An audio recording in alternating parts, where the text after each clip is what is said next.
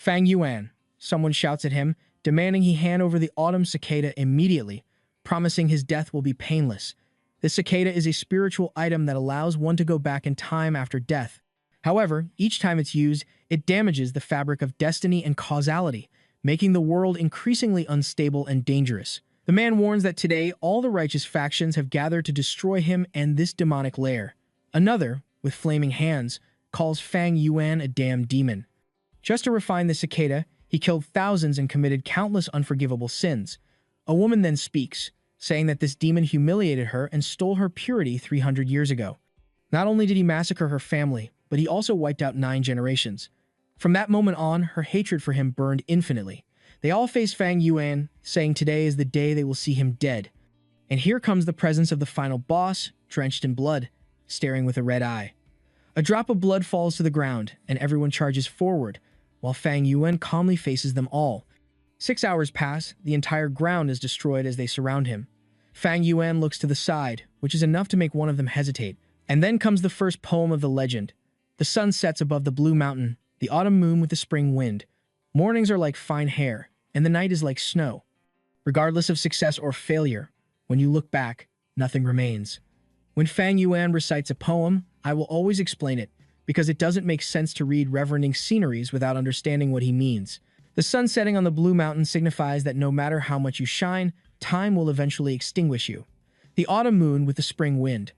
Autumn signifies death and spring, rebirth.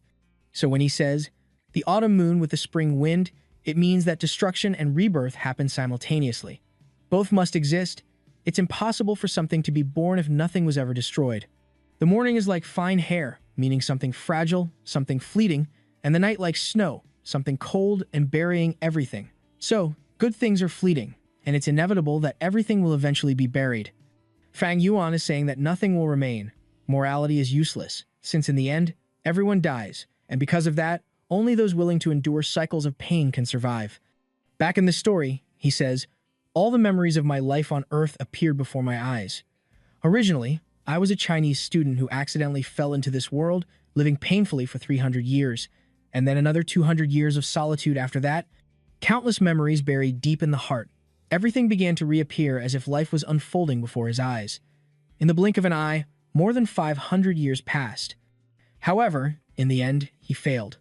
Being a demon means being ruthless and cruel, a being made to kill and destroy. There is no place in heaven or on earth for such a being. Considered the enemy of the world, he would forever face these consequences. Yet now he smiles and says that if the autumn cicada he created were effective, once again, he would be a demon in the next life. One of the people behind asks, "Why are you laughing? What's funny here, demon?" Everyone warns to be careful, that he was about to launch an attack in his final moments. As Fang Yuan expands his aura, everyone advances, telling him to surrender and hand over the cicada. An explosion of energy, everyone covers their faces. Chaos ensues, and the scene shifts to a peaceful village. In a temple, rain falls. An old man converses with the ancestors. Humbly, we ask for your blessings, so that this ceremony attracts numerous young people of unparalleled talent and intelligence, new blood and new hopes for these families. The incense burns out, and the old man bows his head to the ground. Everyone bows, and outside, some of them talk, saying that time flies. A year passes in the blink of an eye. It seemed like the ceremony was just yesterday. They can remember it clearly. One of them sighs, but the ceremony is already tomorrow. Will we finally have some talent? The Guyue group hasn't seen true talent in 3 years. Another places a hand on his chin. It's true. Both Bai Village and Xiongji Village have produced quite a few talented people, especially that Bai Ning. His natural development is something frightening. The other elders remain silent. In just 2 years, Bai Ning reached rank 2 of Gu Master, so talented that even the older folks feel threatened. It's inevitable. This kid will become a pillar of the Bai clan. Another interrupts, saying, "Calm down. Have you forgotten that a little genius appeared in the Fang family? The boy who could speak at 3 months old was walking alone at 4 years, and by 5 was composing poetry. Basically, an incomparable child. It's just a shame his parents died so early, and now he's being raised by his uncle and aunt." At this, an old man with white hair opens the door. As the head of the clan, it's natural for me to keep an eye on all promising talents, and among them, Fang Yuan was the most attention-grabbing. Experience has shown that children with photographic memory comparable to an adult's usually have exceptional potential. If he truly demonstrates high potential and we nurture him correctly, perhaps, eventually, he could even face Bai Ning. Even with rank B talent, he would become the flag of the Gu Yue clan. And then he tells everyone to go to sleep, as the opening ceremony is tomorrow. Meanwhile, two of them are thinking, hee, if this Fang Yuan has so much talent and little family, maybe with the right support, he'll come to my side, and I'll have hundreds of years of prosperity. The elder warns that if they are to compete, it should be fair and proper. No one should use any tricks that would affect the unity of the clan. Everyone thanks him, and with that, they leave, while the old man thinks that at least there seems to be some hope for the future of the clan. Rain on the roof, and suddenly, someone recognizes the Gu Yue village. It's our dear Fang Yuan, realizing he is 500 years in the past. Indeed, the autumn cicada had worked, and he had been reborn, an item that serves to reverse time. Among the 10 mystical creatures, it ranks 7, so it's clearly not something simple. And now that he's back, he has 500 years of experience more. Good for him, a problem for the rest of the world. The next chapter talks about a legend of a sea that exists within this world. It governs the flow of time and the circulation of all beings.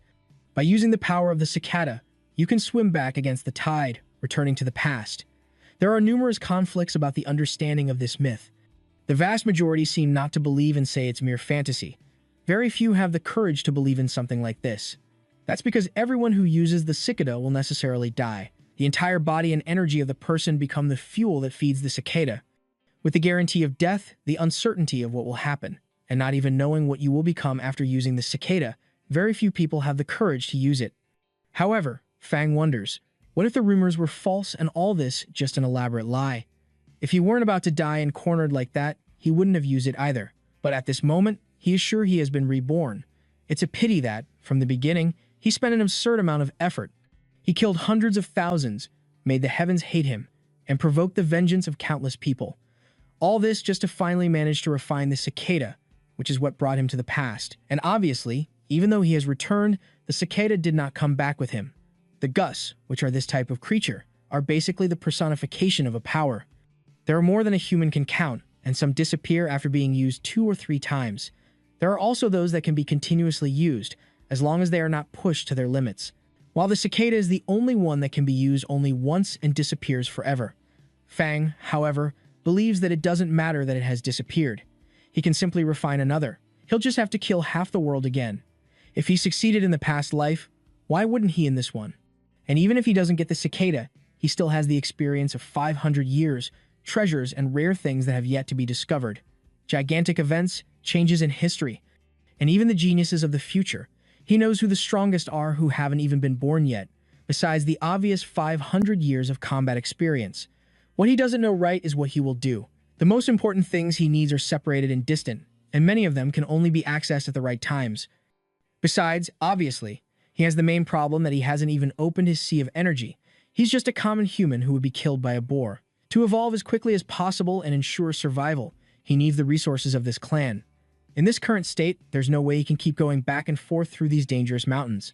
Even though, for someone who lived 500 years on the demonic path, these mountains were small. The Gu Yue village seemed more like a chain, but the chain that restricts movement also protects you from the outside lair. And in this short period, staying in this chain is the best option, at least until he reaches the 3rd rank of a Gu Master. Luckily, the awakening is tomorrow, and he will be able to start his training soon. He laughs about the word talent when the door opens and someone appears there calling for Big Brother. He enters awkwardly, asking, "What are you doing standing there near the rain?" Fang Yuan turns and faces him, remembering his twin brother, who responds, "Ah, I saw the door wasn't closed, so I came here to close it. It's good you don't forget that tomorrow is the awakening ceremony. Why haven't you gone to bed yet, brother?" Fang Zheng wasn't even surprised by Fang Yuan's indifference. Since they were children, it was always like this. To him, geniuses were always like this, different from ordinary people and incomprehensible. And Fang Zheng, even though he had the same appearance, felt as common as an ant. They were born from the same womb at the same moment, so why were the heavens so unfair? The brother, who was now considered the older one, had incomparable talent, while he was nothing more than a stone. Around, many even commented that it was unbelievable he was Fang Yuan's brother, and Zheng began to feel anger, even looking in the mirror. Fang's talent was like a stone on his heart. The stronger his brother became, the more silent he became. At this, Fang Yuan laughs. Both their parents died on a clan mission when he was 3 years old. The uncle and aunt accepted to take care of them, but in truth, they only did it to keep the inheritance the parents left. Initially, Fang Yuan's plan was to hide his abilities and buy time. However, their lives turned into chaos so quickly that he was forced to use what he knew from planet Earth to survive. The clan began to support him, and with that, the uncles became more cautious. However, the excess attention made it better for him to maintain a cold and distant appearance. Since this happened when they were very young, his brother doesn't even remember how they were treated by the uncles before he showed talent, and even believes the uncles are good people. Because of this, he began to resent Fang Yuan. And the moment Zhang discovered he had rank A talent, he began to suppress our demon, who already knows he will awaken as a simple rank C talent. It was funny to him how fate had these cruel jokes. He, who is considered the older brother and also a genius for over a decade, will awaken a rank C talent, while the younger boy, whom everyone underestimated, will be blessed with rank A talent. The moment this happens, the way each is treated will be completely reversed. Fang Zheng will be seen as a dragon ascending to the heavens, and Fang Yuan as a phoenix falling to earth. It's obvious he hated all this, but it was 500 years ago. He has nothing to gain from resentment, and now, seeing from another perspective, he can even understand his brother. The brother who felt inadequate, the uncle and aunt who competed within the clan, and even the enemies he would face hundreds of years from now. The strong feed on the weak because the world is survival of the fittest. This is the only immutable rule. Everyone is driven by their ambitions and clings to any opportunity they find. In this world of war and bloodshed, there is nothing that cannot be understood. Wow, second life lesson. There is no right or wrong for Fang Yuan, only people doing their best to survive. And sometimes, the best path for someone is to step on another. And that's why he says that if someone blocks his path, no matter who it is, he will simply kill them. The motivations he carries in his heart are vast, and he knows that the path he wants to follow is only possible if he steps on the entire world and everyone becomes his enemy. A solitary and blood-filled journey. However, revenge was not his intention. He looks to the side and tells his brother he can leave, but the boy is there, all scared. A stare from Fang Yuan made him feel naked in the snow, unable to keep any secrets. With a trembling voice, he leaves, saying, "I'll see you tomorrow, brother." He pauses a bit outside and then runs away. The next chapter, at dawn, someone sets up something to make a noise and wake everyone up. Fang Yuan, full of wrinkles in his eyes, the boy is 15 and already getting old. He spent the night thinking about so many things that he slept about 2 hours. This body was terrible, hadn't even started cultivating, and even a simple sleepless night left him weak and exhausted. However, this didn't shake centuries of experience and determination. He opens the window, seeing that the spring rain has ended, when a girl below calls for young master Fang Yuan and says he's awake. She smiles and says she's coming up to wash the boy. And here we are. Hand in the water, she wipes his neck, and then wraps the boy in the jumpsuit. Apparently, she's putting everything she has on display, but Fang Yuan is distracted. She may seem sweet and innocent, but she's nothing more than a spy for my aunt, heartless and empty, ready to turn against me at any moment. At this, Fang Zhang opens the door, calls for his brother, and sees her there, clinging, running her hand over the boy's chest. Zhang thinks, will she ever take care of me like that? Even though I have a servant, she's nothing like Shang Kui. Instead of being young and beautiful, she's all old and wrinkled. Not to mention that I only have one servant because Fang Yuan asked my aunt to send someone to help me. And even though she's a servant, she can't be underestimated, as she's the daughter of Miss Shen, who takes care of the whole house and has everyone's trust. Her authority is nothing normal, and even so, Fang Yuan slaps and says she doesn't need to take care of everything, because, in the past life, he was deceived by her charm and even developed feelings. If he had received a rank A talent, as everyone imagined, she would certainly become his concubine. Her status would go from servant to lover, and with that, she would have secured her future. However, after the ceremony, she began to look at him completely differently. But this is something he no longer cares about. He then turns and tells her she can leave. Shang Kui makes an angry expression, then stares at him, and then, awkwardly, lowers her gaze and leaves. Fang Yuan turns to Zhang and asks if he's ready, who awkwardly says yes. Fang Yuan notices that his brother also didn't sleep well, but today, nothing else mattered, and it was time to go. With that, they follow the village road, while everyone recognizes the Fang brothers. Wow, that one is Fang Yuan. He really is the chosen one. Truly, he's the boy full of talent, but with no expression on his face. Fang Yuan thinks it's funny, because of the talent they think he has and all the envy they feel. All the hatred for his failure was amplified. Others comment, Wow, look at Fang Zheng. Isn't he the boy without talent? He looks weak just by looking, considering whose brother is. It's a shame. Now we'll have to wait and see what grade he receives. As the sun sets behind the mountains, Fang Zheng stretches out his hand and feels something strange. Suddenly, he finds himself in darkness, falling into the sea, with the sensation of drowning. He needs to calm down and just keep moving forward. However, when he looks ahead, he sees Fang Yuan staring at him, thinking it's odd. In a flash, his uncle and aunt come to mind, the two who were always scheming behind their backs, manipulating them to create this competition, sowing envy between the brothers. In the past, he was inexperienced and couldn't see through it. His brother was also naive and innocent, which allowed their uncle's plan to succeed. But now, he is a different person, someone with knowledge that could rival the immortals. The ceremony is approaching, so changing the situation will be difficult. Yet, perhaps with the knowledge he possesses and methods considered demonic, it's not impossible. He could even turn Sheng Kui into a concubine. Fang Zheng could be completely suppressed.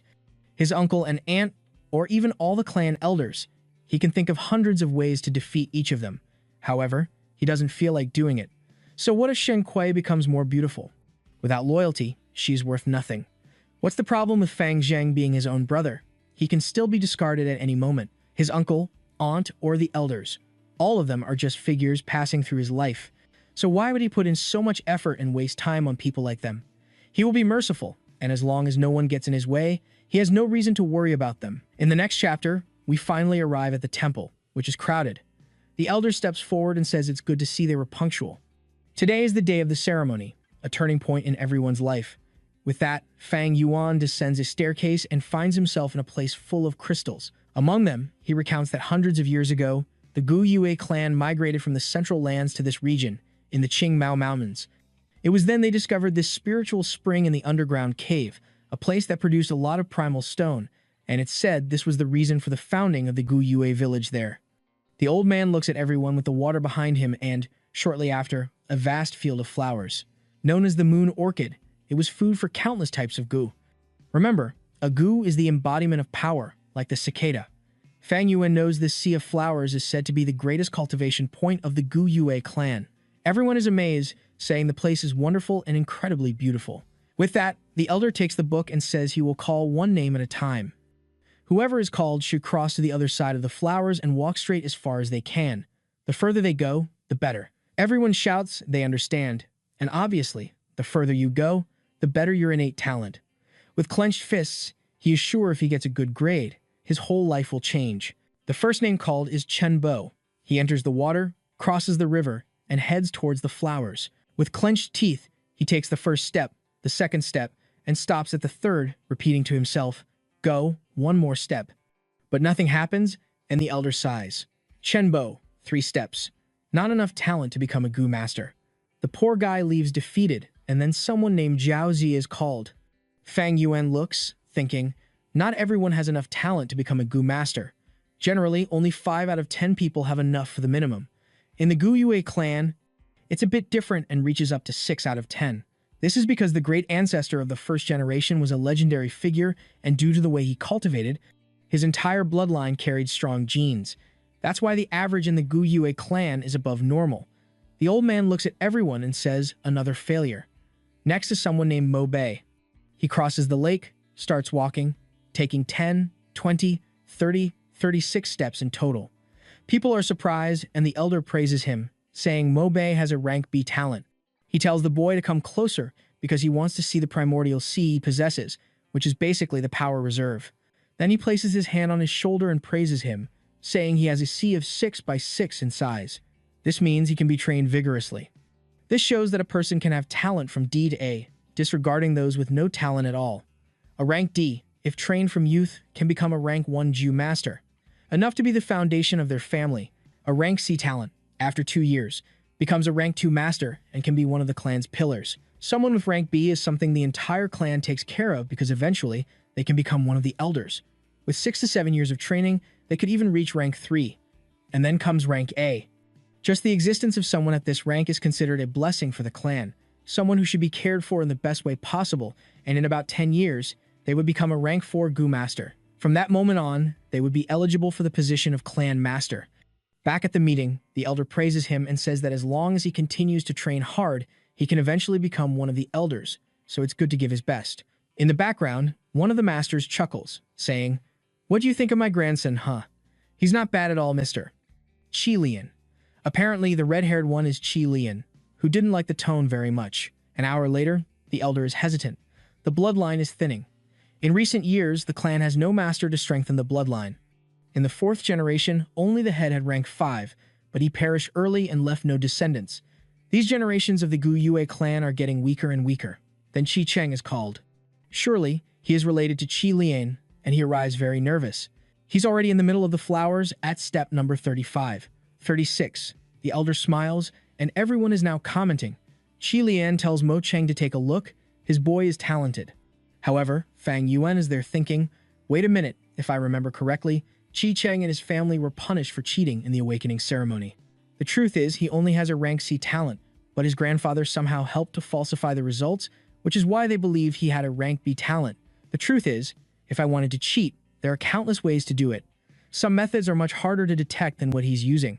And with rank B talent, for example, I would receive immense support from the clan, but I couldn't prepare anything, unfortunately, since I was reborn yesterday. Basically, he would cheat if he could, it's just a shame he can't. However, the most dangerous thing is that if he had cheated, he wouldn't be able to fake his cultivation, development, and would eventually be exposed. On the other hand, Chi Cheng is different, as his grandfather is one of the elders.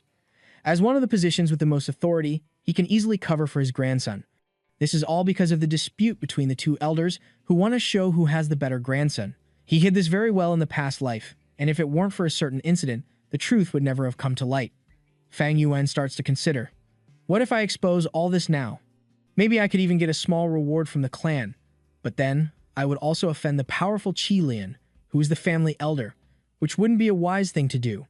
There's also no way I can extort him, since with my low status, all this would just backfire on me. The monologue is interrupted when Fang Yuan's name is called. The next chapter begins by talking about one of the oldest legends, the Gu of Hope. In the legend, when the world was formed and was just a land of savagery and dangerous dilemmas among the wildest beasts that roamed the earth, the first human appeared. His name was Ren Zhu. Everyone around him was interested in devouring him. Ren Zhu, however, didn't have a body as hard as a rock, nor sharp teeth or claws of a wild beast. So how could he fight against all these dilemmas? The food source was unstable, and he had to hide every day. The first human was at the bottom of the food chain and could barely survive. It was at this moment that a Gu came to him and said, "If you give up your life, we will help you overcome these difficulties." With that, Ren Zhu gave up his youth for the 3 greatest Gu. This Gu gave him strength, and with this strength, his life began to change. The food source became stable, and he could protect himself. He fought bravely and mercilessly, defeating countless problems, but soon he realized that strength wasn't everything. When he faced a group of problems, strength wasn't everything. Ren Zhu reflected on the defeat bitterly, and unable to find an answer, he gave the middle years of his life to the most beautiful Gu of all, and this second Gu gave him wisdom. With this, Ren Zhu began to understand how to think and reflect. With this acquired wisdom, he was able to achieve many more goals that previously seemed impossible. With this, not only did he kill countless problems, but he also consumed them and even drank their blood. He survived with tenacity, but good things don't last forever, and eventually, Ren Zhu aged. As his problems grew with his age, the Gu asked, "Human, what do you want? You have nothing left to offer us." Realizing this, strength and wisdom abandoned him. Without the two by his side, Ren Zhu was once again surrounded by his problems, old and unable to escape. His old and loose teeth that had fallen out couldn't even chew plants and fruits, and Ren Zhu collapsed weakly on the ground, surrendering to all his surrounding dilemmas. It was then that something appeared in front of him and said, "Human, accept me, and I will help you escape any dilemma." Ren Zhu replied to the Gu that he had nothing left to offer. Strength and wisdom had abandoned him. He had, at most, a few years of life that weren't as valuable as his youth. If he gave anything at this moment, his life would immediately end. Even though at that second he was surrounded by dilemmas, at least he wouldn't die instantly. He wanted to live as long as possible, even if only for one more second. And that's why this new Gu should go away. He, Ren Zhu, had nothing he wanted to give to it. The Gu, however, responded that among the 3, it had the smallest requests. If the human offered only his heart, it would be enough. Hearing this, Ren Zhu then stretched out his hand and said it was okay. He would give his heart. That was the Gu of Hope, which told him to flee. It was then that Ren Zhu understood that what life's dilemmas feared most was hope. And from that day on, every time he faced any problem, he gave his heart to it. Soon, we will understand how this relates to Fang Yuan. The lesson here seems positive, but the truth is that hope only exists in despair. It doesn't save Renzu, it doesn't remove his suffering, nor does it guarantee his success. Not to mention it only appears after he has lost everything. For Fang Yuan, it's more like, hope doesn't save you, it only gives you enough strength to endure the suffering until you find an answer. And at that moment, Fang Yuan's name is called. He smiles, thinking it's getting more and more interesting. He crosses the lake and takes the first steps. His leg begins to be enveloped by a golden energy, and he tells himself that the goo of hope had started to move. Then, an energy appears in his chest while the elder observes him. Everyone around says the power concentrating on him was less than expected, and the elder is sure this wasn't the sign of rank a talent. Fang Yuan had already taken 23 steps. Then he focuses, clenches his fist, and goes to 26, 27, until he feels something in his chest. His pupils dilate, his breathing becomes labored, and he starts to lose consciousness. Then, he stops for a second and tells himself that the awakening ceremony was a success. This was the first step in his hope of achieving immortality. The rift he possessed was mysterious and unusual, and although it was inside his body, it didn't share space with any organ. It was immense and minuscule at the same time, and many knew it as the sea of the primordial opening. A small membrane of light sustained everything, and Fang Yuan's talent was only able to reach 44% of his sea's opening. This was the limitation of someone with rank C. From now on, drops could fall into the primordial sea, and this would represent his vitality and soul. In other words, he was taking the first steps to becoming a rank 1 goo master. He tries to take another step, but places his hand on his knee, saying that just as he had predicted, he can't take even one more step forward, just like in the past life. The elder beside him asks if he really can't continue. Fang Yuan looks back and walks away. At that moment, everyone is shocked. How could the legendary Fang Yuan only take 27 steps? That was rank C talent. It was impossible to think that someone seen as the clan's genius was so weak. They must have made a mistake. Something is wrong. Everyone was sure the older brother would have rank A talent. Fang Zheng is there, thinking that not only was he sure of Fang Yuan's talent, but the uncles, the aunt, the entire clan.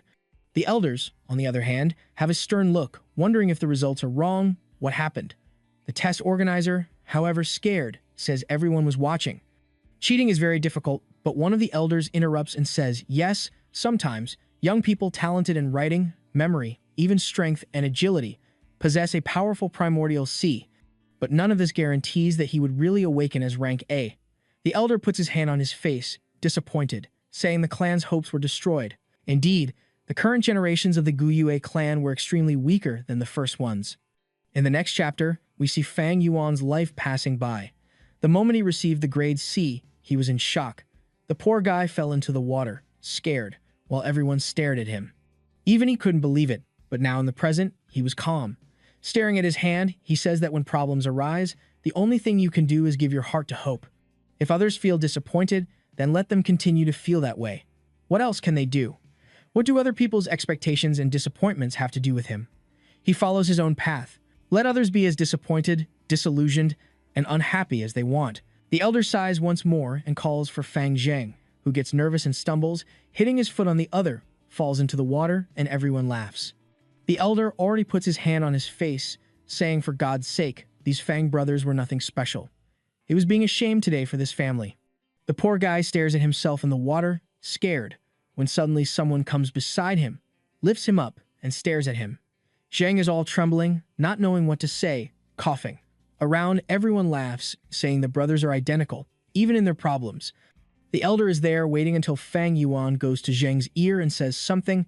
The path to the future will be interesting. Apparently, it's something positive, as Zheng blushes slightly. After looking at Fang Yuan for another second, he turns and heads towards the flowers. He never imagined his brother would be so calm. He closes his eyes and starts walking, thinking if it were him. Suddenly, he is awakened by someone shouting 43 steps. The old man smiles, saying it was rank, a talent. All the elders are now astonished. It had been 3 years since a talent of this level appeared in the Guyue clan. It was unbelievable. Qi Liang comments, finally, the Gu bloodline had received someone to resurrect its power. The Qi family already accepts adopting the boy Fang Zheng at this moment. However, the argument begins with another saying no way. The Qi family was weak, corrupt, and immoral. They didn't have what it took to guide someone with this kind of strength. It was better for the Mo family to raise him. Everyone is fighting over the boy when another old man says they are all unqualified. Only the current leader has the qualification to raise someone with rank and talent. The last of the elders observes, and with that, a week passes. On a sunny day, in a room, the man explains that the goo are an essence of heaven and earth. The world has hundreds of species, hundreds of goo. They live all around us, from the ground to the plants. A B-rank talent means someone can access up to 70% of their C, while an A-rank individual can utilize up to 90%. This type of person is almost guaranteed to become a cultivation master. Only they can reach rank 5, and anyone who goes beyond that becomes a legend. However, while the instructor is giving this lecture, someone is sleeping in the classroom. Another person whispers, "Wow, he's been sleeping in class all week." Rumor has it he's been wandering around the village at night in a strange way. Every day, he's outside with a wine jar, drinking. It's really sad to see someone who was once considered a genius end up with a C-rank talent. Watching Fang Yuan lying there, the old man thinks, "A week, and he's still like this. I must have been mistaken to think this boy was a genius. I've talked to him countless times, but it was all in vain. He's doing whatever he wants, sleeping in class and giving everyone a headache. Whatever, he's just a C-rank talent, and acting like this, the clan only loses by investing anything in this kid." He returns from class, talking about how the village was created by the only 2 rank 5 masters and ancestors. They established everything here. A long time later, the 4th clan leader appeared, with incomparable talent, who also eventually reached rank 5. If it weren't for a shameless demon and a precise attack, he might have reached rank 6, or maybe not, who knows. Everyone curses the so-called wine flower monk, saying this bastard ruined the future lineage of the Gu clan. The famous flower monk was a rank 5 master, notorious for forcing himself on girls who didn't want him. He traveled all the Chin Mao Mountains and committed numerous crimes in the Gu village, but was discovered by the leader of that generation. After days of brutal battles, the monk was eventually brought to his knees, begging for forgiveness. The 4th leader was merciful and spared his life. However, in a moment of distraction, the monk took advantage and managed a sneaky attack. Overcome with rage, the 4th elder killed him, but the injuries and poison were incurable, and he eventually died. Even with such a death, he is seen as a hero who sacrificed himself for the village. Fang Yuan opens his eyes and stretches, commenting that in a past life, someone also found the inheritance of this story. So why is it so hard for him to find it now? He remembers one of the clan masters who had his heart broken and started drinking. 2 months later, when he was sleeping outside the village, a strange liquor worm found him, a very rare creature. The man decided to follow it, and inside, he found the bones and inheritance of the old liquor monk. With that, he benefited greatly, his power increased, and even the girl who had left him came back. The problem for Fang Yuan is that he only heard bits and pieces of this story, so he has no idea where exactly this man found it. It's not like he knew he would be reborn at this time. The question remains, where exactly did the man from the first story die, so he can find it before the other? In recent weeks, he bought wine and has been walking around the village, but unfortunately, the liquor worm never appeared. This creature has a very high vitality power and would be much better than anything the clan can offer. Too bad that in the blink of an eye, it was already April, and now he's running out of time, precisely because of what's coming. The teacher said they learned everything about opening the sea and how to concentrate essence in the body. It was time for all of them to refine their first goo. When this class ended, they were all supposed to go to the academy room and select one of the worms they offered. Only when they finished refining their first goo could they return to participate in the classes. This was also the first task they received, and whoever completed it first would receive a reward of 20 primordial stones. Is that why Fang Yuan is looking for that liquor one? Because those midnight ones the clan offers must be mediocre. Everyone runs towards the academy room. While the story says that for a goo master, refining creatures is the key to strength, everyone is excited, and a guy with a bandana tells them to form a line now because it's one at a time. The doors open shortly after, and those in line see the people on the left coming out smiling. In the middle of the room, there's an incense vase and several pots on the wall. Fang Yuan notes that the Gus, like the Masters, are also divided into 9 levels, and all those in this room were level 1. Normally, this is correct, as a rank 1 Master can only use a rank 1 goo. To use something above your level, you would have to pay a very high price. Not to mention you would need to somehow feed this creature, and level 1 Masters couldn't afford that. And that's why every novice gets a level 1 creature unless it's a very special situation. What few know is that there is great significance in the first creature the master refines. It will become a vital part and be eternally connected to their life. If the first creature dies, the master also pays a very high price. That's why Fang wanted to find the liquor worm and refine it, but unfortunately, he still hasn't found anything about it. He also doesn't know if he'll be able to find it or if someone else will. So, just to be safe, he's going to first get the moonlight goo. This is one of the most common choices in his clan. This goo is not created by nature. It is cultivated by the Gyuyu clan's secret method. For this reason, it cannot be found anywhere else in the world. Many would even say it's basically a symbol of their clan. He's leaving, frustrated, because that liquor goo was much more precious compared to this one. Even though the moonlight one was a specialty of his village, it helps much less in cultivation than the liquor one.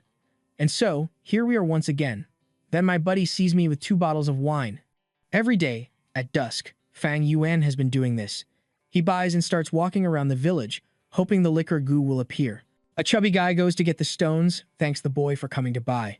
The so-called primordial stones are the currency of this world, and at the same time, they condense the energy and essence matter. They are extremely important to assist the goo master in their cultivation. They have both a financial attribute and usable properties. However, Fang Yuan was spending them all the same way, even though he believed it might not be enough. He leaves the place remembering that it's 2 jars of wine every day, and in the last 7 days, he hasn't had any sign of anything. The money he had saved is almost all spent, which is a problem since the money is the primordial stone, which could also be helping him evolve. Using enough stones, you can accelerate to the point of approaching those who have a degree above yours. And unfortunately, tomorrow, he won't have any more stones to buy the wine.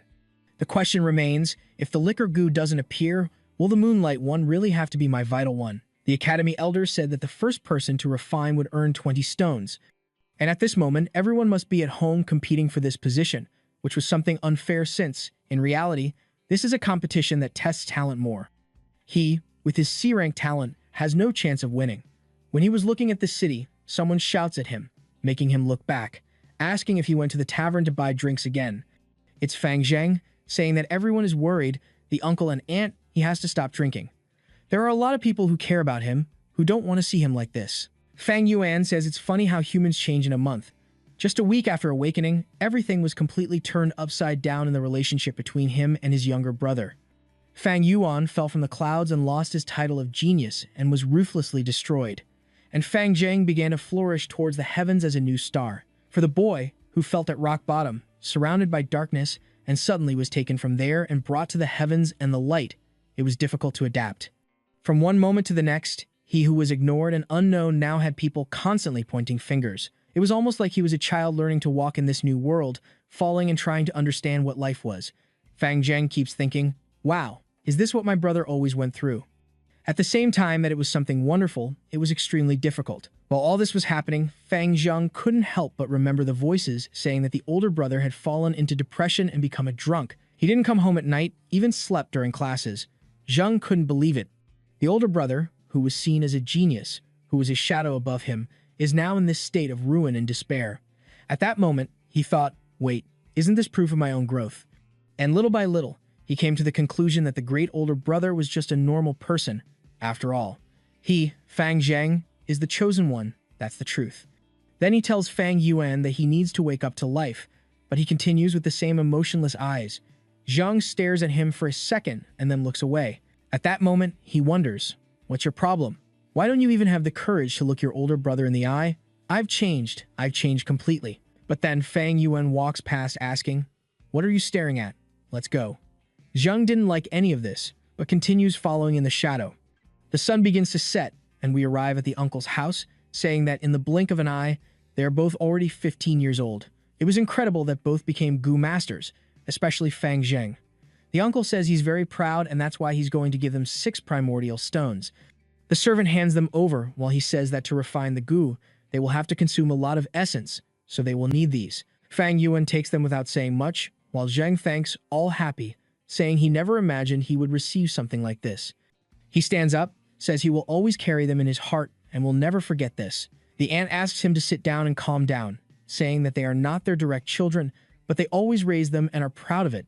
To the uncle and aunt, they were like real sons.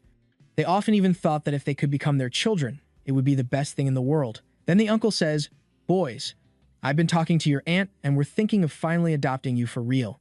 Genuinely, you will be part of the family. Fang Zheng, would you like that? Immediately, he smiles, all happy, clasping his hands, saying, Since my parents died, I've always wanted to have my own family. The aunt smiles and says that if that's the case, he should stop calling them uncle and aunt.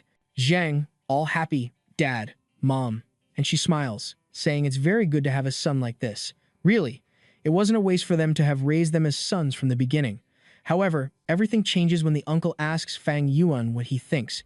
He just shakes his head, signaling no. Zhang is about to say something, but the uncle says it's okay. Fang Yuan, we won't force you, boy. You're already 15 years old, you can be quite independent. Besides, you have enough strength to carry the Fang bloodline. The uncle even prepared 200 primordial stones as financial support since we won't be together anymore. Zhang is shocked, while Fang Yuan just thanks and says that if they have nothing more to say, he's leaving. As he leaves, Zhang is telling the father and mother to wait a bit, that the brother is thinking the wrong thing. He will advise him now and talk to him. But the uncle says no need to force it. Zhang, you having A-rank talent already makes your father very happy and content. And from now on, all the servants will treat young Master Zheng with great care. He thanks, saying that it's okay then, he's leaving. Shortly after, the uncle says it seems that damn Fang Yuan saw through their plans. The truth is that within the clan's regulations, it is stipulated that the eldest son, at 16, is qualified to inherit the family legacy. Fang Yuan's parents, when they died, left a fortune, and to this day, it has been managed by the uncle and aunt. This wasn't the kind of inheritance that 200 primordial stones could buy, and if he had been adopted by the uncle and aunt, he would also lose the right to such a fortune. But now, as an independent boy, he carries the Fang name and, in theory, has the right. The uncle, however, is celebrating, saying it's okay. They took Zhang, and that Fang Yuan only has C-rank talent. The aunt, however, wants to know, but what if Fang Yuan decides he wants the fortune? What are we going to do? He replies that it's simple. He's a very undisciplined boy. He just needs to be caught committing a terrible mistake. Depending on the severity, they might even want to strip him of the right to receive his parents' legacy. The aunt says it will be difficult. The boy is extremely intelligent. How are they going to force him to make a mistake? The uncle responds that it's obvious. If he doesn't make a mistake, they just need to incriminate him. My God, do you want to die, uncle? In the next chapter, Brother Zheng is drinking his tea when Sheng Kui comes calling. Young master, the hot water bath is ready for you. Bring it, please, then woman. Look how she enters. Smile on her face and well shadowed, saying, this humble servant greets her great master. While thinking, that idiot Fang Yuan wasted his C-rank talent, while Zheng is someone with A-rank talent. It will be much easier to win him over, so this was the greatest luck I could have. Wow, she's the Viper indeed. Rain falls over the city. Fang Yuan is at the window thinking, it's been 3 days and 3 nights. This incessant rain doesn't stop. Since he needs to spread the scent of the liquor to attract that worm, it's something impossible to do in the rain, since the smell of rain is much stronger. Not to mention that if he goes out at any cost and stays in the rain, everyone will start to wonder what his reasons are for acting like this. And Fang Yuan knows that you should never underestimate those around you. Only a fool would act as if everyone around him were stupid. And that's why at this moment, he had no choice but to cancel his searches. At the window, he thinks, well, as long as it's like this, I won't be able to search for the liquor worm. The safest option is to refine the moonlight goo. However, if in the middle of this process I found the liquor one, that would indeed be much more ideal. But it seems that fate doesn't want to help me. However, life is like this.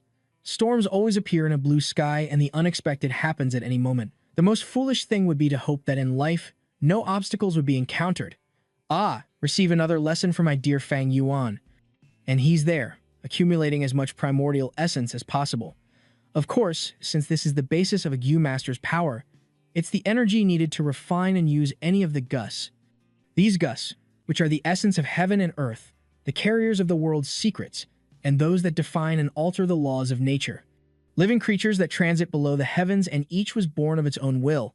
When someone like Fang Yuan tries to refine a Gu, he is going against the wills of nature, and naturally, it resists.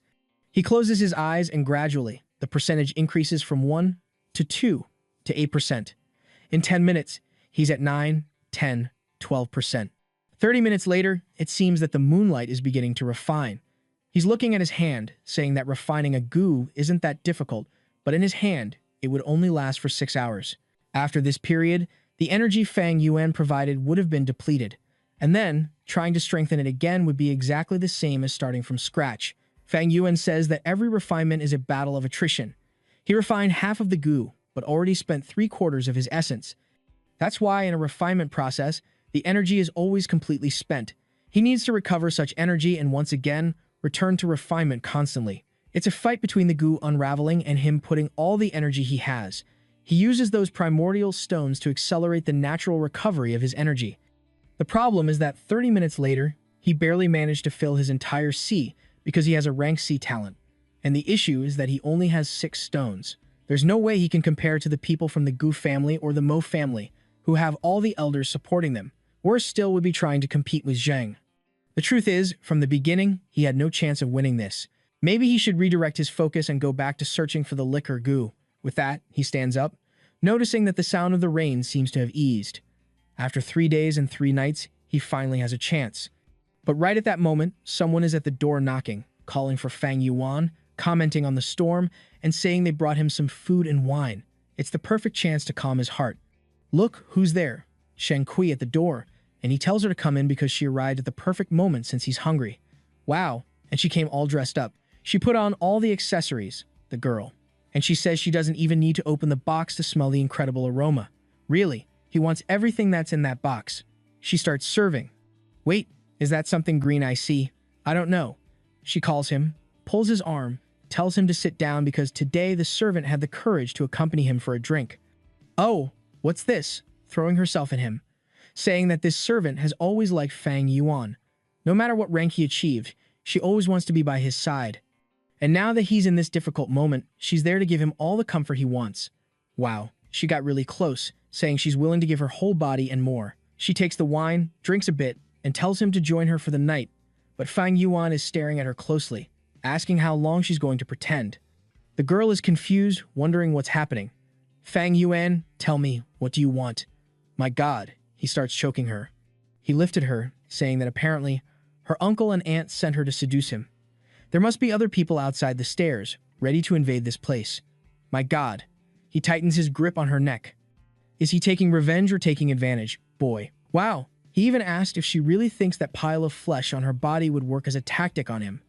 Wow. He threw her to the ground, grabbed her by the chin again, and asked if she really wants to die now. She's nervous, certain that Fang Yuan was going to kill her there. She was trapped in the demon's grip while he said that just because she had served him for so many years, she wouldn't die today. He knows her desire is to escape slavery, so she should find her younger brother, who is an idiot. Now she should disappear from there. Shen Kui stays outside, showing us an incredible view. And the scene shifts to Fang Yuan, saying that this was a wonderful trap, much more interesting than the past life. This kindness from the uncle and aunt he will remember deeply. Here's a saying, a wise person is one who foresees and avoids danger. When strength is insufficient, only fools put themselves at risk. That was the most basic saying, and we change scenes. As they are hunting our Fang Yuan, he went to find a hotel in the city to get away from this crazy uncle. He orders some jars of wine, something to eat, and we're in the courtyard outside. At this moment, he doesn't have enough stones to cultivate the moonlight goo and hasn't even had the luck to find the liquor goo. His hope is that when he finds the liquor goo, which is in a cave, he will also find more stones there. It would be the easiest way to solve all the problems. Otherwise, he will have to accept that his cultivation is one of the slowest and look for other opportunities. The problem is that it's been a week since he's been going every day in search of the creature, and it hasn't shown any signs yet. While he eats calmly, men start shouting, asking for another glass of wine. The guys are fighting, eating, when one of them asks for the best wine they have. The attendant warns that the best they have is quite expensive. Brave men like them surely must have the money to pay, but it's good to know that this wine costs 2 primordial stones per jar. The guys are all in shock who spends primordial stones to buy wine like that. Clearly, the bastard must be trying to fool everyone. Then, one of them stands up and says, "This guy here is fooling everyone. Let's get out of this place." Until a guy with a blue bandana says that if they don't have the money, they should just keep their mouths shut and leave this place. He must work there to do that, because at that moment, the other guy stands up, saying he wants a jar of that wine now. The vendor just thanks him, slamming the jar on the table. Upon opening it, the smell spreads, which, to be honest, is yellowish, so it doesn't seem fragrant, but the drunks are all loving it. While the merchant says that this green bamboo wine is only available there, Fang Yuan, from the corner, observes. He knows this guy is telling the truth. Other places only sell common wines. The guy who asked to buy, however, is now hesitant. He didn't imagine the guy would really bring it, and now he'll have to pay 2 stones. But to avoid embarrassment, he shouts, telling everyone to drink, that today it's on him. I'm telling you, the blue bandana works in this market. He says that jar isn't enough for 6 people. If they all want to drink, they'll have to buy more. The guy who bought it starts losing patience and already wants to call the other for a fight, until the guy with the bandana turns around and they see on his waist the plaque of a rank 1 Goo Master. At that moment, the fools all freeze, and the guy asks if they really want to fight. Obviously, the guy is scared, but the guy is already approaching. He grabs the jar, says the smell is really amazing, and the guy says he can keep it. It's like an apology to the Great Lord. However, he throws the jar on the ground, saying there's no way he's accepting apologies. He's been seeking primordial stones his whole life, and the idiots are spending stones on wine. Apparently, everyone's intention there was to humiliate him. The fools are shaking their heads, saying no, they never bow and hand over everything they have. Fang Yuan comments on the plaque, which means he's a rank 1 cultivator. Besides that, he seemed to be about 20 years old. With that amount of essence, he was probably at the beginning of the first stage. Reaching 20 years old, at the beginning of the first stage, he probably had a rank D talent, which was obviously below Fang Yuan. This doesn't even take into account combat capability. Even so, all the humans handed over their stones. The weakest Goo Master was completely different from a mortal. Fang just thinks that the nature of the world never changes. The bigger fish eats the smaller fish, comparing it to China, from where he came. It's just that, in this world, things are easier to see. Then someone tells Jiang Ye that he's already taught the lesson. Enough playing with mortals. He was already leaving until he turned around and said he now wants to see someone have the courage to drink that green bamboo wine. The weaklings are scared. Obviously, they won't have any courage. But the smell continues to come from the jar. With that, he himself places the chopsticks on the table. Fang Yuan says he wants a jar of that wine now. Everyone is surprised, while the man with a furious expression looks back. Everyone stares at Fang Yuan, who is as calm as ever. Then he says, "Ah, it's my junior brother." Everyone watches as the protagonist stands up. The merchant brings the wine to Fang, and he leaves. I thought there would be some fight, but they don't want to fight with the Goo Master. The next scene talks about a genius who appeared 300 years ago in the Gu Yue clan. Immense talent and someone who cultivated to rank 5 at a young age. He was the embodiment of promise and responsibility. However, he was also the one who sacrificed himself to protect the villagers and died in a deadly battle. Even though it was in this same battle that he made the wine monk kneel and beg for forgiveness. But in the end, he died from a sneaky attack by the bastard. And this is one of the most well-known stories in the Gaiyu clan. It was in Fang's past life that, in a month from today, a certain person found the liquor worm. It was when the remains of the wine monk were found, along with the inheritance he had left. And so, he became one of the most well-known people in the village. Fang Yuan thinks that at first, he hadn't realized the most obvious thing of all. If he eventually finds all this guy's treasure, there's no reason for him to pass any information to the clan. He has no obligation to feel any kind of honor for being part of the Gu Yue clan. Everyone there carried greed in their hearts, so why would he hand over any kind of treasure to the clan's superiors? And now that he's spent almost all his money to buy this wine, it's time for the final bet. It was all or nothing that night. The rain that fell for 3 days was terrible while it lasted, but now the air was purer than ever. Besides, the previous searches weren't bad, as he managed to understand a bit better where the wine monk might have died. With all these factors aligning, he believes the greatest chance of success is that night. The liquid falls on the stone, and the aroma spreads through the forest. Fang Yuan takes a look to the side, goes to another stone, and pours a bit more, creating several points with the smell of wine. He continues walking through the bushes, pouring a little on each stone in the region, until it's time for the last drop to be poured. It falls on the flower, drips on the leaf, while Fang Yuan watches. The smell spreads, and now he's sure. There's no way he can find the liquor worm. Only having 2 more primordial stones and needing to refine the moonlight goo, he doesn't have much else to do. He can't take any more risks. Sometimes life is like that, full of seductive goals that seem like you're about to reach them. But the closer you get, the more twists and turns appear, until eventually, it's out of your reach. That was the powerlessness of life, and, at the same time, the charm of being alive. He observes the moon, a cricket, and decides it's time to go back.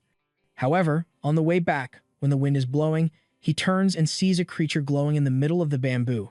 From the look, you can tell right away that it was the liquor worm. The problem is that it was an extremely fast creature. If it flies, he'll never be able to catch it. He has to wait for it to get drunk because only then does it become extremely slowed down. And that's when his chance appears. The worm jumps from the branch, flying like a bullet, falls to the ground, goes to the leaf, and starts drinking. After a few minutes, Fang Yuan sees it all happy and completely drunk. It goes to another flower and starts drinking again, all happy, smiling. It's cute. Then, it seems to be surrounded by a strange aura and starts floating in front of him. Ah, it's flying away, but now much slower, and Fang Yuan is in pursuit. Run, devil boy, run, the creature is escaping. My son, get your feet wet. My God, it fell into the waterfall. Where is it? Now he knows where the treasure is, and slowly, he crosses the waterfall and finds himself inside a cave. He goes through the narrow path, saying that there he might find a sneaky snake, a poisonous toad, and maybe even any kind of trap. All these were possible ambushes left by the wine monk. Or maybe there's absolutely nothing. He sees the legendary light at the end of the tunnel, moves forward until he puts his hand and manages to get out on the other side. He's confused. He had to walk a lot and never imagined he would actually manage to get through there. Probably, at this moment, he's in the heart of the mountain. And there, he was already seeing some flowers with a concentration of goo. Each type of energy chooses the form it takes, like, for example, the liquor goo, which decided to take the form of a silkworm. Others take the form of flowers, plants, and trees. And now, there, in the middle of the tree, was the sleepy drunkard. Wow, he just reached out, grabbed it, and put it in his pocket. When suddenly, he looks to the side and sees the skeleton of the damn wine monk. At that moment, out of nowhere, he's about to pass through everything when suddenly, someone asks what he thinks he's touching. At that moment, Fang Yuan is on alert, wondering if he was followed. Maybe his constant outings have aroused suspicion or the attention of other people, or maybe it's someone sent by his uncle. At that moment, countless thoughts began to pass through Fang Yuan's mind as he tried to find a solution to get out of this situation. He was still in the first stage, without having a vital goo, which was basically having no way to fight. So how was he going to get out of this situation, being so weak? Suddenly, the voice says, "You've already been poisoned by me, and in 7 days, you'll become a blood bag." Fang Yuan asks if he wants the liquor worm and says he'll hand it over. However, suddenly, the voice is talking alone, saying it will give everything he wants, just begging for the wine flower monk to forgive him. At that moment, Fang Yuan notices something strange and turns around. In what seems like a projection, there was the wine monk facing the clan's legend. The monk says it's amazing that he reached rank 5, being so young. However, it was a shame he didn't expect the boy in the fight to be so pathetic. Fang recognizes everyone, and the boy is there on the ground crying, saying he's not even worthy of the dirt under the monk's feet. He lost his mind by challenging him like that. Fang knows that guy there is the great leader of the 4th generation, and the monk is laughing, saying the bastard has the courage to say something like that. He came to this place sincerely to exchange primordial stones for the moon orchid.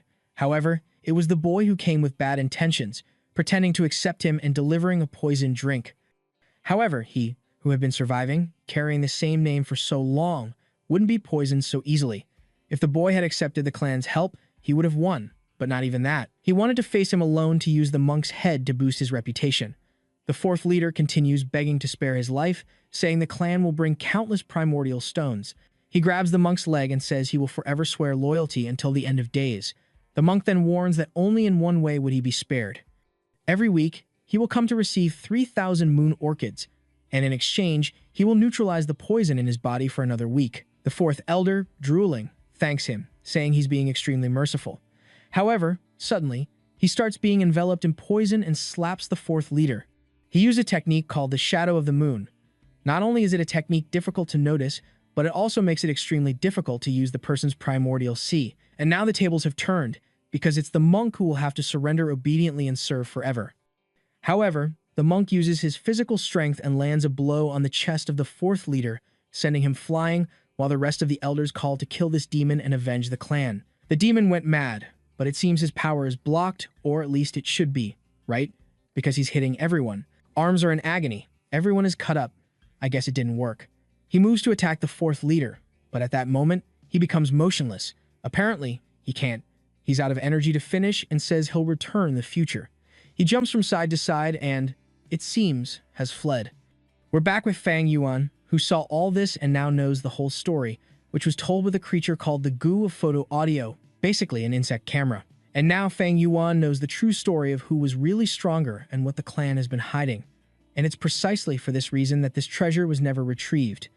No one wanted the power of this monk, because it would lead to the story that, in fact, the 4th leader betrayed. And for the protagonist, even better. He already had no intention of sharing this treasure with anyone, especially now. The only problem is that this means someone might know, and then what happens if he's discovered? However, in this life, you gain nothing if you don't take any risks. With that, he tears through roots and trunks, even breaking bones. Wow. Forgive the skeleton, kid. He found his little bag there and wow, it was broke, only had 15 primordial stones. Fang imagines the monk must have used most of the stones he had before dying to try to recover. At least 15 was enough for what he needed. It was funny that most of the Gus in that cave had died. Even the moon shadow, which was the main one the monk used. The only ones that survived were the recording and the liquor ones. Maybe that's why the liquor one was wandering around looking for energy and wine. And since the recording one only records once and can only be used once, it's been there ever since. And the only reason the monk didn't consume the liquor goo is because it was a level 1 creature for beginners. However, for Fang Yuan, who was just starting, this was a generous treasure. Now he doesn't know. Should he pass some information about this to the clan? He could also sell the information he got from the recording goo to other clans. Those who oppose his clan would certainly pay a lot to know everything that happened. However, this would make him dependent on a new clan, and in this life, he was determined to live only for himself. With that, taking in the outside air, he's impressed that the waterfall looked more like an underground cave. Now it was clear why no one from the clan ever found this. Obviously, all this was a big secret, but nothing else matters. The monk's treasure was unearthed and stolen by Fang Yuan. The content was a bit disappointing, but that's okay. Now he just needs to return to the bar and refine this goo. As long as he can do that, he'll be qualified to stay in the academy dorms. And obviously also get resources from the clan for cultivation. The problem is he can only stay a few more days at that bar because it's quite expensive. At least now he has 17 stones. The problem is that being rank 6, he uses more stones than usual to level up. Not to mention that the liquor goo is a living creature, and the living always have more desire for life. If the midnight goo would use 5 to 8 stones, the liquor one will take up to 16. That's because, even though both are rank 1, clearly, it's much rarer and the difficulty of refinement is also higher. In other words, with the 17 he has, there's a good chance of finishing this refinement with just 1 stone left. The next chapter begins with someone knocking on the door and the bar guy opening it all lazily. Obviously, it's the troublesome Fang Yuan staring at him. The old man feels a bit awkward and asks if he wants something to eat, if he should notify the kitchens, if he needs anything. Fang Yuan says none of that. He just wants them to prepare some hot water for him to take a bath. The guy thanks him and says he can return to his room, that the request will be prepared immediately. And when he leaves, he thinks, to be a goo master. If I had the talent to cultivate, the world would be wonderful. The protagonist hears this and thinks that, yes, the goo master has the talent and power to transcend the mortal, but the price for this strength is extremely high. It's funny, but the path of a goo master requires vast financial resources. He needs to cultivate his Gus, get the primordial stones, battle items, refinements, and so many other things. And the stronger a master's realm, the more resources he needs. Without some powerful support, this is an extremely difficult path. With that, a candle is lit, the guy places the bucket in the room and leaves. Fang Yuan washes himself, quite relaxed, and then sleeps, while thinking that now, finally, he got the damn liquor worm. Much more important than the moonlight one at the start, since it increases a master's latent talent.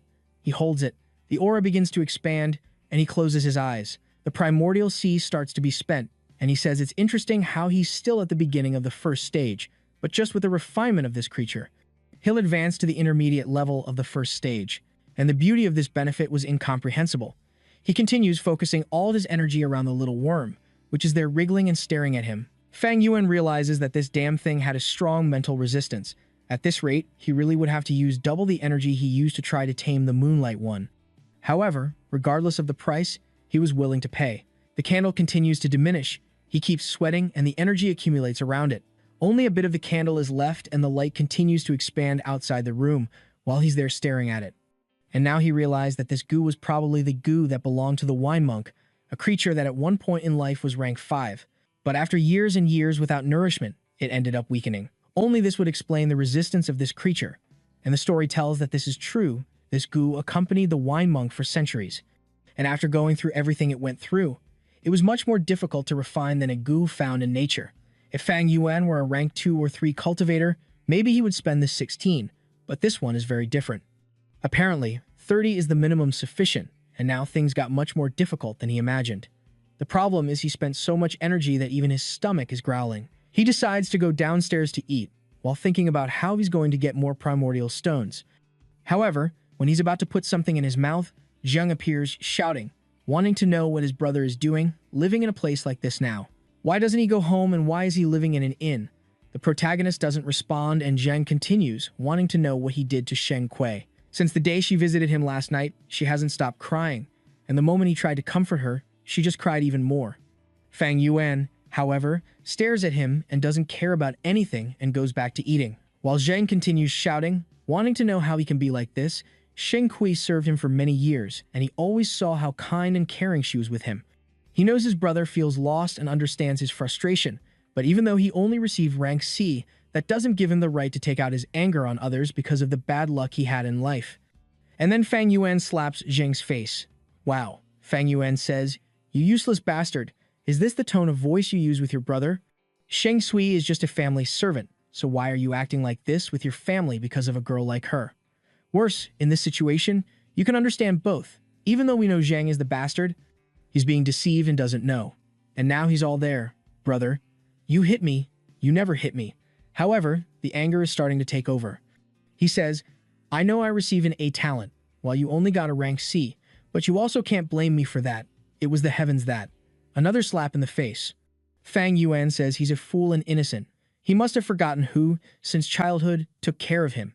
When the parents died and life got tough, it was he who took care of his brother. When the uncles gave food and clothes, it was he who handed the clothes to Zhang. When the uncles wanted to save on what they spent on Zhang, it was he who went against the uncles and asked for more food to be served. It was also he who asked for a servant for his brother. It was he who protected him on the streets from those who wanted to harm him. There were so many things he did for his brother that they don't even deserve to be mentioned. But today, there he was, raising his voice against his brother because of a mere maid. But that's okay. He doesn't care anymore either, since he gave up the parents he has and recognized someone else's family. He is no longer his older brother either. Zheng is scared and tries to explain, saying he knows Fang Yuan also, since young, always wanted the affection of a family.